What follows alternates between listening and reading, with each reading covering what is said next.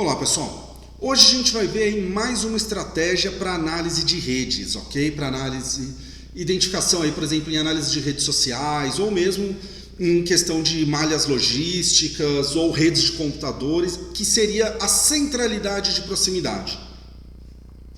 A centralidade de proximidade é uma estratégia bem utilizada para várias análises, porque ela indica ali quem que é o cara que está mais próximo de todo o grupo, né? Por exemplo, num roteador, quem que é o roteador que, se precisar mandar uma mensagem para todo o grupo dos roteadores, vai dar menos saltos os pacotes que ele está emitindo, tá? Vai passar por menos roteadores. Análise de redes sociais, quem é a pessoa que precisa menos intermediações, menos pessoas fazendo ali esse meio de campo para conversar com todo mundo da rede? Quem é a pessoa que está mais próxima de todo mundo? Tá? Então vamos ver aí. Basicamente o vídeo vai ser tranquilinho. Vou começar, fiz essa introdução. Agora eu vou fazer o que? Mostrar o que é essa centralidade de proximidade. Voltar um pouquinho, retomar essa questão da importância dela, como que é a interpretação. E depois a gente vai ver como programar isso com Python e com NetworkX. Tá? É interessante, pessoal, porque aqui a gente vai fazer o cálculo, mas também vai entender o que é um número. Só chegar a um número não quer dizer que é bom ou ruim. Se eu não souber interpretar números, fica meio complicado, certo? Então a centralidade de proximidade, o cálculo dela é muito tranquilo. A gente vai ver daqui a pouco a fórmula. Mas basicamente ela vai medir quem tem a menor distância para os outros. E a gente vai usar a fórmula normalizada dela. Então, por exemplo, o D, nesse caso, ele tem uma distância 2 para A, uma distância 2 para C e uma distância 1 para B. Então, a gente vai pegar aí a quantidade de vértices que tem o nosso grafo, né? Que seria, no caso, 4, mas vamos chamar aqui de N menos 1, dividido por 2 mais 1 mais 2, e vamos chegar ao valor aí da centralidade de D. Com isso, a gente vê que quem tem o valor mais alto, mais próximo a 1, é uma pessoa que está mais próxima de todos os outros vértices do grafo, certo? Então, por exemplo, o B, ele tem uma relação direta com todo mundo do grafo. Ele vai ter uma centralidade de proximidade, centralidade aqui, igual a 1. Porque ele tem uma distância mínima de 1 para todo mundo. Ele não precisa conversar com ninguém para falar com o outro. O D, por exemplo, já não. Ele só tem distância 1 com B. Se ele quiser falar com A ou com C, ele vai precisar passar por B. Então ele não está tão próximo assim dos outros atores da rede como o B. E nem mesmo, por exemplo, o A. O A ele fala direto com C e direto com B. Só com o D que ele passa pelo B. Então o A tende a ter uma centralidade maior do que o D e menor do que a do B, beleza? Então é isso, quem consegue chegar nos outros, todos da rede, de uma maneira mais rápida, com menos distâncias.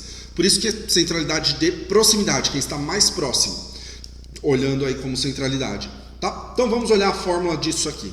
Essa fórmula pode assustar um pouquinho na hora que a gente olha, tem um monte de termo aí, mas vamos entender, ela é bem tranquila. Aqui a gente está olhando, vai ver como calcular a centralidade local, ou seja, de um vértice U. Então, a centralidade do vértice U, tá? Peguei como referência, como a gente vai programar em Python com NetworkX, peguei a documentação do NetworkX, depois confiram lá, tá bem bacana, bem explicadinho. Mas hoje eu trouxe aqui em vídeo, lá está em texto, ok? Então, N é o tamanho do nosso grafo, né? A quantidade de vértices que vai ter no nosso grafo. E olhem aqui a interpretação, N menos 1. Por que esse menos 1 é extremamente importante? Porque eu não vou calcular a centralidade de U para U, né? Então, do vértice para ele mesmo eu não calculo. E aqui, o que é esse termo que está tão somatório para chamar a atenção? O que ele está dizendo? D de distância, de V para U. Quem que é esse U? É esse cara aqui, ó. Tá? Então, de V para U, sendo que o V ele vai começar em 1 e vai até n menos 1.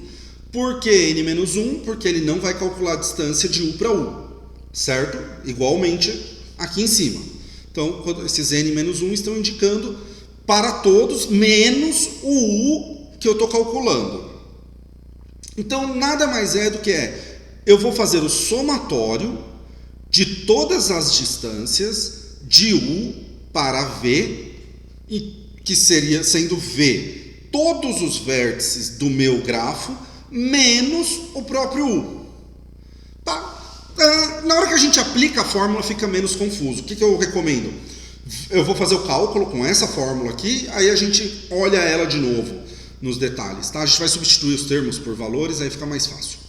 Certo? Então, é essa a fórmula da centralidade de proximidade. Agora vamos fazer o cálculo dela para aprender a interpretar direitinho os números que ela gera. Então, vamos lá. Vamos fazer aqui primeiro a centralidade de B, que a gente meio que já conversou ali em cima, que vai ser 1. Então, a centralidade, a gente vai trocar o U por B. Vai ser esse nosso B aqui agora. Então, qual que é a centralidade de B? Vai ser igual N. Qual que é o N aqui? 1, 2, 3, 4. Combinamos que o N era o tamanho, a quantidade de vértices do nosso grafo. Menos 1, certo? Dividido por... Aqui a gente conversou, né, que a distância de U, que agora a gente pegou aqui, né, que trocou, está usando o B maiúsculo. Então, a distância do vértice que a gente está analisando para todos os outros. É o somatório dessa distância.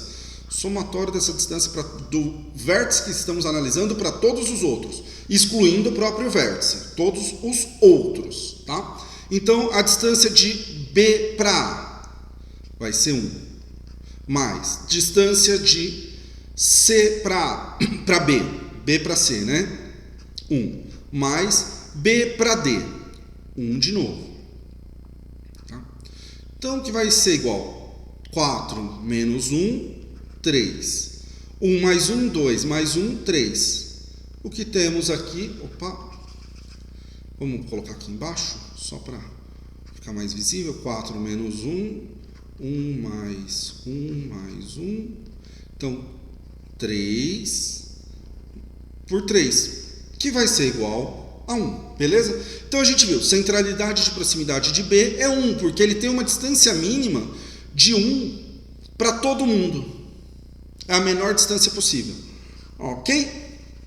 Vamos para o próximo. Vamos anotar aqui só no cantinho. B igual 1. Vamos fazer agora do D. O D que eu falei que ele vai ter, teoricamente ele tem a pior distância de proximidade entre todos aqui, né? Então, a centralidade de D vai ser igual a 4, né? O nosso N menos 1, porque o próprio D não calculo para ele. Isso aqui, esse N menos 1 tem o efeito de normalizar. Se o grafo for muito grande, eu vou normalizar para nunca ser um valor superior a 1. Tá? E nunca valores muito inferiores. Então eu consigo ter um comparativo entre grafos de tamanhos diferentes. Desde que não seja muito diferente, eu consigo ter um comparativo mais honesto possível. Né? Então a soma, a gente está fazendo do D. Né? A soma da menor distância de D para todos os outros. Beleza, D para B, 1 mais D para A, 2 mais D para C, 2 também. Então vai ser igual 3 sobre 1 mais 2, 3 mais 2, 5. Beleza? 3 sobre 5. O que 3 sobre 5 vai ser igual, vamos à calculadora para evitar falar besteira. 3 dividido por 5 igual 0,6. Vamos anotar aqui. 0,6. Então, a centralidade de D, centralidade de proximidade de D, vai ser igual a 0,6. Tá? Eu prometi que a centralidade de A e de C, eles estão igualmente posicionados dentro da rede, então eu só vou calcular um dos dois. E eu prometi que a centralidade deles vai ser algo intermediário entre a centralidade de B e a centralidade de D. Vamos fazer o cálculo aí? Vou fazer a centralidade de A. Centralidade. A centralidade de A vai ser igual 4 menos 1, que é N menos 1, dividido pelo somatório de todos os menores caminhos de A para todos os outros vértices. Então, de A para B, 1. De A para C, 1. De A para D, 2. Opa, tem que passar pelo B aqui, né? Então, estamos a uma distância 2. 2. Então, vai ficar 3 dividido por 1 mais 1, 2. 2 mais 2, 4. 3 dividido por 4. Então, 3 dividido por 4 é igual... Vamos usar a calculadora, embora seja uma conta simples. 3 dividido por 4 igual a 0,75. 0,75. Igual ao prometido, é um valor, então A e C igual a 0,75. Tá? Não vou calcular do C porque ele está exatamente posicionado igual ao A. Ele vai ter distância 1 para o A, distância 1 para o B e distância 2 para o D. E A e C ficaram com um valor entre 1 e 0,6. Né? Então, quem está mais bem posicionado falando em centralidade de proximidade dentro dessa rede? O B. O B ele consegue ter um caminho mais curto para todo mundo, tanto que é o caminho mais curto possível. A centralidade de proximidade dele é 1. Ele conversa diretamente com todo mundo. Quem está com um posicionamento, digamos que pior dentro dessa rede? O D. Ele tem 0,6. 0,6, ele está o mais distante possível de todo mundo nessa rede. Ele é o que tem a pior centralidade de proximidade da rede, tá? E o A e o C estão intermediários, eles têm relação direta com alguns, mas não com todos. Não tem uma centralidade tão boa quanto a do B, mas também não está tão ruim quanto a do D, ok? Considerando que a gente está assumindo que quanto mais próximo eu estiver dos outros, melhor, ok? Que pode ser que eu queira estar mais afastado dos outros, vai depender um pouco da situação ao qual eu estou aplicando a minha centralidade.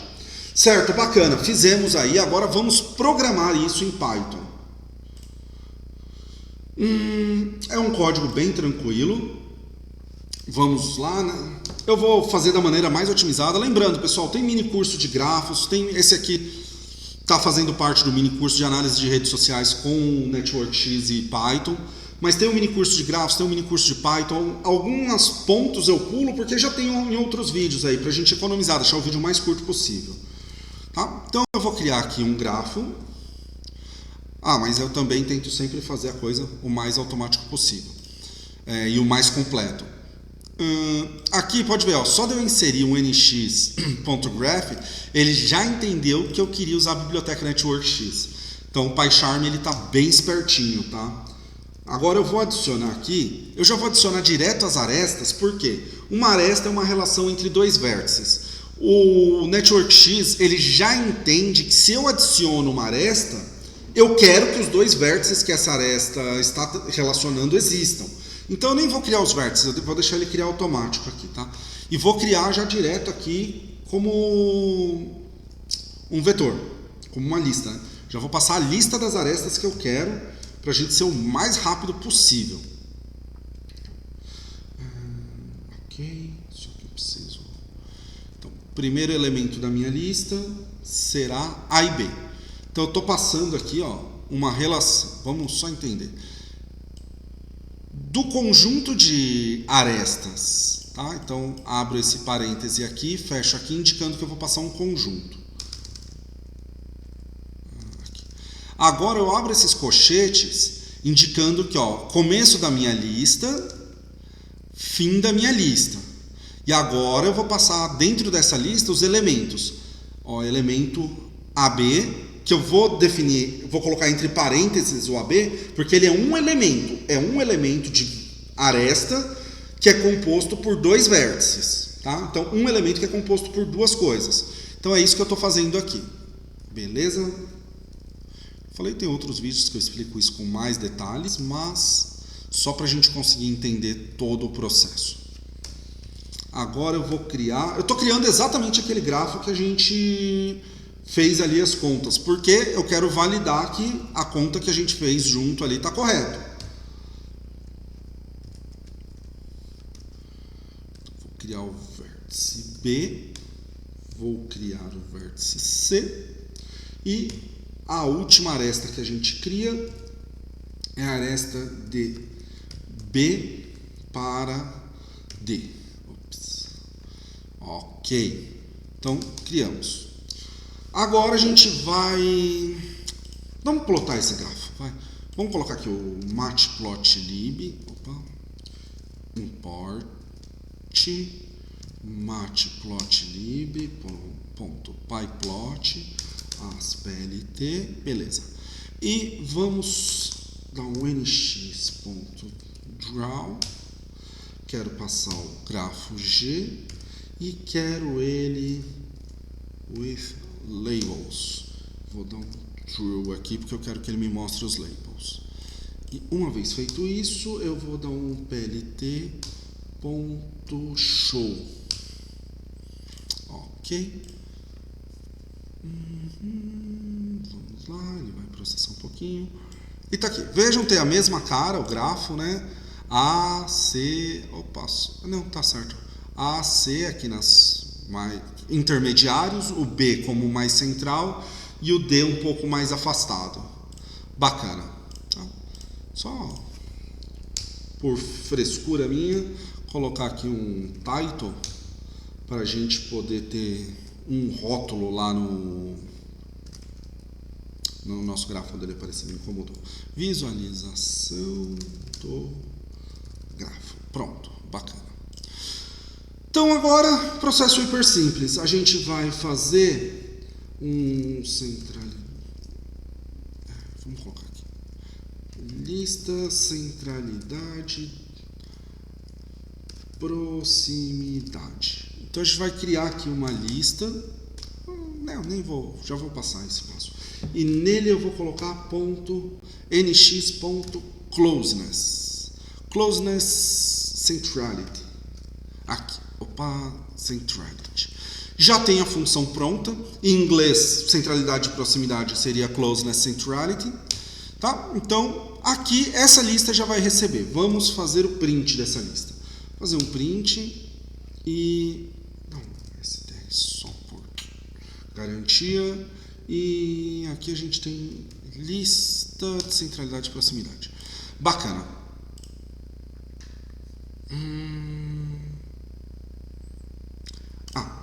Se eu não passar de quem que eu quero calcular a centralidade, ele não vai calcular, né? Eu preciso avisar. Calcule a centralidade do grafo G. Pode ver, ele está falando. Closeness centrality missing one requirement positional argument. Falta um argumento posicional da minha centralidade de proximidade, tá? E qual o argumento que é? É o G. Então, passemos o G. Bacana. Vamos olhar aqui. A, 0,75. B, 1. O C, que tem exatamente a mesma posição que A dentro dessa rede, 0,75 também. E o D, 0,6, porque o D está um pouquinho mais afastado.